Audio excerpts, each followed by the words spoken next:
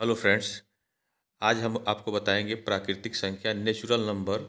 इस पे आधारित प्रश्न आपको हम बताएंगे।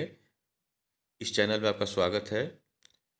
देखें, नेचुरल नंबर, ये पहला क्वेश्चन दिया हुआ है कि सबसे छोटी प्राकृतिक संख्या है।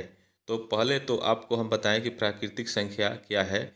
गिनती की संख्याओं को हम प्राकृतिक संख्या कहते हैं और इसे हम यन से लिखते हैं। ठीक है, यन से लिखते हैं।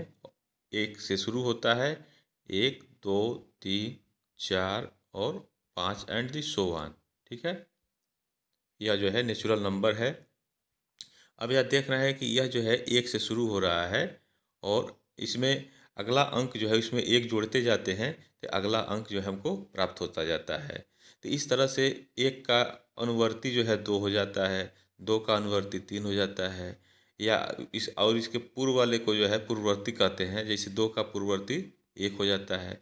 तो प्राकृतिक संख्या जो है एक का पूर्ववर्ती जो है कुछ भी कोई नहीं होता है। एक प्रश्न यहाँ ये भी बनता है कि एक का पूर्ववर्ती संख्या क्या है, तो कोई नहीं है क्योंकि यह एक से शुरू है। तो इसके में पूछ रहा है, पहला क्वेश्चन देखें, कह रहा है कि सबसे छोटी प्राकृतिक संख्या है। तो यह एक से शुरू हो रहा है तो सबसे छोटी प्राकृतिक संख्या क्या हो जाएगा, एक हो जाएगा। तो पहले का बी सही होगा। ठीक है, तो इसे नोट कर लें। अगला क्वेश्चन देखें। अगला दिया कि सबसे छोटी पूर्ण संख्या क्या है।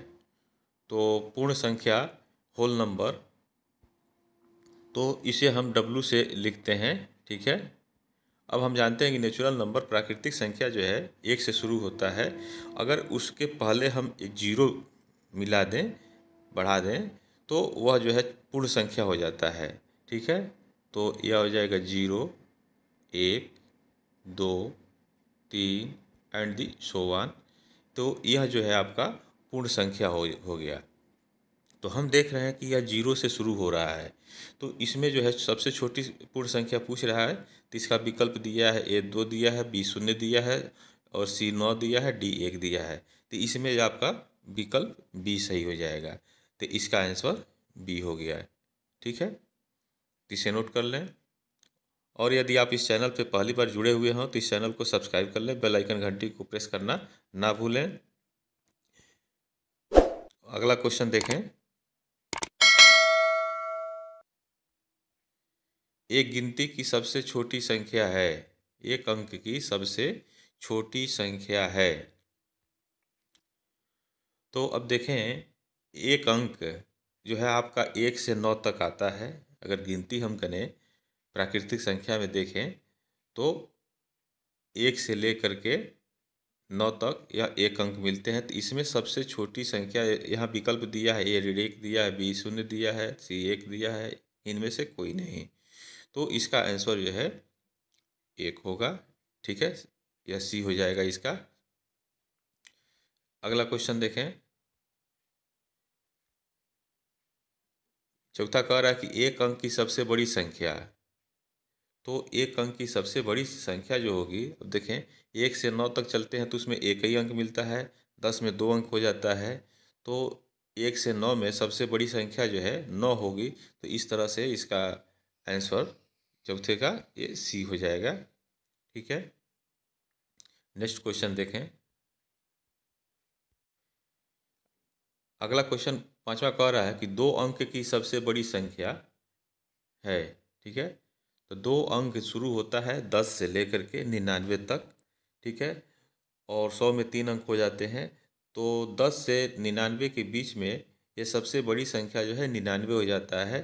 तो इस तरह से दो अंक की सबसे बड़ी संख्या 99 हो जाएगा। ए में 10 दिया है, बी 11 दिया है, सी 19 दिया है, डी 99 दिया है। तो पाँचवें का डी सही होगा। ठीक है, तो इसे नोट कर लें। अगला क्वेश्चन देखें। छठा दिया है कि दो अंक की सबसे छोटी संख्या, दो अंक की सबसे छोटी संख्या देखें। अब दो अंक की सबसे छोटी संख्या, यहाँ ए 11 दिया है, बी 10 दिया है, सी 99 दिया है, डी इनमें से कोई नहीं। अब सबसे छोटी संख्या जो है उसमें एक होता है। ठीक है, और बाकी जीरो भी होता है। और बड़ी संख्या में अभी देखें हम लोग कि एक अंक की सबसे बड़ी संख्या 9 थी, 2 अंक की सबसे बड़ी संख्या 99 था। यानी बड़ी संख्या में 9 का प्रयोग हो रहा है और छोटी संख्या में 1 का प्रयोग हो रहा है और 0 का। तो यहाँ देखें 2 अंक का पूछ रहा है, तो 2 अंक जो है शुरू होता है 10 से, ठीक है। तो यहाँ ए इसका दिया है 11, बी दिया है 10, सी दिया है 99, डी दिया इनमें से कोई नहीं। तो यहाँ जो है आपका आंसर छठे का ये बी होगा, ठीक है। तो इसे नोट कर लें। अगला क्वेश्चन देखें। दो प्राकृतिक संख्याओं का योग होता है, इम्पॉर्टेंट सवाल है, ठीक है। देखें, यह कह रहा है कि दो प्राकृतिक संख्याओं का योग होता है, ठीक है। अब जैसे मान लेते हैं दो प्राकृतिक संख्या, पहला प्राकृतिक संख्या अगर एक हम ले लें, दूसरा जो है दो ले लें, तो दो एक तीन हो जाएगा। तो तीन भी क्या है, प्राकृतिक संख्या है। तो दो प्राकृतिक संख्याओं का योग जो है यह प्राकृतिक संख्या ही होता है। तो यहाँ इसमें प्राकृतिक संख्या दिया, पूर्ण संख्या दिया है, दोनों दिया है, ठीक है। तो इसका आंसर जो है ए होगा, ठीक है। तो इसको नोट कर लें। नेक्स्ट क्वेश्चन देखें।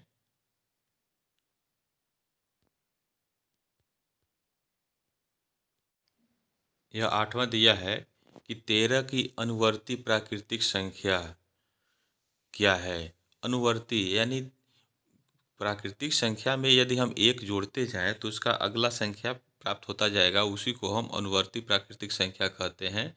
तो 13 का अनुवर्ती पूछ रहा है, तो 13 में हम एक जोड़ देंगे तो यह 14 हो जाएगा, ठीक है। तो इसमें देखें ए में 27 दिया है, बी 12 दिया है, सी 14 दिया है, डी 16 दिया है। तो इस 13 का अनुवर्ती प्राकृतिक संख्या या 14 होगा। तो इसका आंसर सी हो गया, ठीक है। अगला क्वेश्चन देखें। 27 की पूर्ववर्ती प्राकृतिक संख्या पूछ रहा है। तो पूर्ववर्ती संख्या के लिए उस प्राकृतिक संख्या में हम एक घटा दें, ठीक है, एक घटा देते हैं तो पूर्ववर्ती संख्या प्राकृतिक संख्या प्राप्त हो जाता है। अब जैसे मान लेते हैं 4 दिया है, तो 4 में से अगर एक को हम घटाते हैं, ठीक है, तो 3 प्राप्त होता है। तो 3 भी प्राकृतिक संख्या है। तो यह तो उसी तरह से 27 की पूर्ववर्ती प्राकृतिक संख्या प्राप्त करना है, तो 27 में से एक घटाएंगे तो यह 26 हो जाएगा। तो इसका आंसर ए होगा, ठीक है। यह ए में 26 दिया है, तो 9वें का आंसर 26 होगा। एक चीज़ आपको हम बता दें कि अभी हमने आपको बताया है कि प्राकृतिक संख्या में से एक घटा देते हैं तो उसका पूर्ववर्ती प्राकृतिक संख्या प्राप्त होता है, ठीक है। अगर इसी तरह का क्वेश्चन अगर आपको दे दिया जाए कि ये प्राकृतिक संख्या एक है, तो इसका पूर्ववर्ती प्राकृतिक संख्या बताइए। तो अब एक में से इसमें एक को घटा देते हैं एक में से, तो इसका मान आता है 0, ठीक है। तो 0 इसका पूर्ववर्ती प्राकृतिक संख्या नहीं होगा, क्योंकि 0 जो है प्राकृतिक संख्या नहीं है। तो इससे क्या निष्कर्ष निकलता है कि एक का कोई पूर्ववर्ती प्राकृतिक संख्या नहीं होता है। यह मोस्ट इम्पॉर्टेंट क्वेश्चन ये बन सकता है, ठीक है। तो यह जो है आप ध्यान रखेंगे कि एक का कोई भी पूर्ववर्ती प्राकृतिक संख्या नहीं होता है, ठीक है। अगला क्वेश्चन देखें। 10वां दिया है कि 545 में 5 के स्थानीय मानों का अंतर बताइए। इसमें जो 5 आया हुआ है, ठीक है, 545 में 2 बार आया हुआ है 2 जगह, तो इसका स्थानीय मान निकालना है और उनका अंतर निकालना है, ठीक है। तो देखें, ये पहले 5 का जो इकाई के स्थान पे है, उस 5 का स्थानीय मान क्या हो जाएगा, 5 हो जाएगा। और हाँ, सैकड़ा के स्थान पे जो 5 दिया है उसका स्थानीय मान निकालने के लिए क्या करेंगे, उसको 5 लिखेंगे और जो उसके आगे जो अंक दिए गए हैं वहाँ हम 0 बढ़ा लेंगे उतने। तो दूसरे वाले 5 का जो सैकड़े का स्थान पे है उसका स्थानीय मान 500 है और इकाई वाले का 5 है, दोनों का अंतर निकालें तो यह हो जाएगा 445 हो जाएगा। 10 में से 5 गया 5, यहाँ 9 हो जाएगा और यहाँ 4 हो जाएगा, 495 हो जाएगा, ठीक है। तो इसके स्थानीय मानों का अंतर जो है 495 होगा। तो देखें इसमें विकल्प दिया है 455, 445, 500 और यह हुआ दिया है आपका 555। तो इसमें से कोई विकल्प नहीं दिया हुआ है, तो इस तरह से ये मिसिंग क्वेश्चन भी दे सकता है। ठीक है, तो यहाँ एक विकल्प होना चाहिए था, इनमें से कोई नहीं। ठीक है, तो इसमें से कोई विकल्प जो है नहीं होगा। ठीक है, तो इस तरह से हम स्थानीय मानों का अंतर निकालेंगे, और स्थानीय मान भी आप समझ गए। ठीक है, अगला क्वेश्चन देखें। अगला क्वेश्चन दिया है 11 नंबर का। देखें, 2, 3 एवं 8 का प्रयोग करके 4 अंकों की सबसे बड़ी संख्या है, इसको बताना है। अब देखिए, इम्पॉर्टेंट क्वेश्चन है यह। 2, 3 एवं 4 का प्रयोग करके 4 अंकों की सबसे बड़ी संख्या बनानी है, तो इसमें से कौन सा होगा। और अंक 3 ही दिया है, तो सबसे बड़ी संख्या 4 अंक का बनाना है। तो इसमें हम देखेंगे कि सबसे बड़ी संख्या क्या है। इसमें सबसे बड़ी संख्या 8 है, तो यहाँ हम 8 पहले लिख लेंगे। ठीक है, और उसके बाद से हम इसके दूसरे स्थान पे क्या लिखेंगे, 8 ही लिखेंगे। ठीक है, तभी तो बड़ी संख्या होगी। अब उसके बाद से शेष जो 2 अंक दिए गए हैं, उसमें से जो बड़ा होगा उसको हम लिख लेंगे। ठीक है, और उसके बाद जो बच रहा है उसको लिख लेंगे। तो इस तरह से देखें, यह जो है आपका 3 ही अंक का प्रयोग किया गया, 2, 3 और 8 का इसमें प्रयोग किया गया है।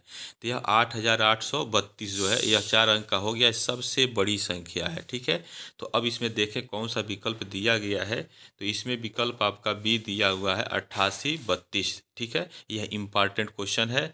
ठीक है, तो देख इसको नोट कर लें। अगला क्वेश्चन देखें। अगला दिया कि सबसे छोटी सम अभाज्य संख्या है। मोस्ट इम्पॉर्टेंट क्वेश्चन है, या कन्फ्यूजन ज़्यादा होता है। सबसे छोटी सम अभाज्य संख्या, तो पहले तो हम आपको बताएं कि अभाज्य संख्या होता क्या है, आप यह जानें कि अभाज्य संख्या क्या है।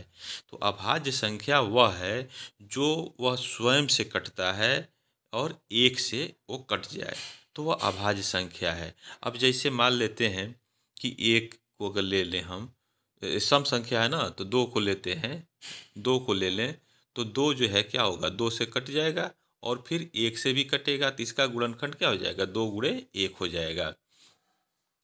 उसके बाद से दूसरा सम अभाज्य आता है, 4 आता है। ठीक है, तो ये भी सम संख्या है। तो यह किससे कट जा रहा है, 2 से 4 से कट रहा है, फिर 2 से कट जा रहा है, फिर 1 से कट जा रहा है। तो ये आना क्या चाहिए, स्वयं से आना चाहिए कटे, और 1 से, बस इतना ही आना चाहिए, 2 ही गुणनखंड इसका आना चाहिए फैक्टर। अब यहाँ पे 3 हो जा रहा है, 2 से अधिक हो गया, तो सबसे छोटी सम अभाज्य संख्या क्या होगा, यह 2 होगा। ठीक है, तो इसमें विकल्प दिया है, पहला ए दिया है 2 और बी दिया है 0, सी दिया है 4, इनमें से कोई नहीं।